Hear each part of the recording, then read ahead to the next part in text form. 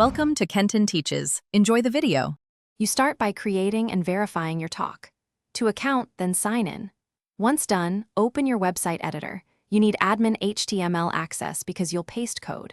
Make sure you know whether you edit header or footer templates. This determines global availability. You do this now so the widget loads on every page. The why is simple. Account ties chat messages to your property, and correct placement ensures performance and avoids duplicate widgets. You copy the JavaScript snippet shown in the talk. To dashboard for your property, this small script initializes the widget and links to your account. Next, paste it directly before the closing /body tag or into your CMS footer include so it runs last.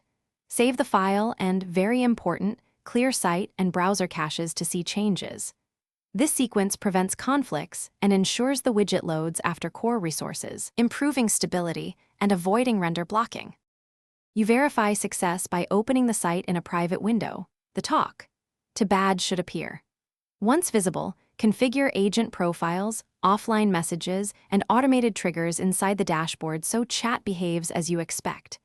If the widget does not show, check the browser console for errors, remove duplicate widget scripts, and inspect content security policy rules.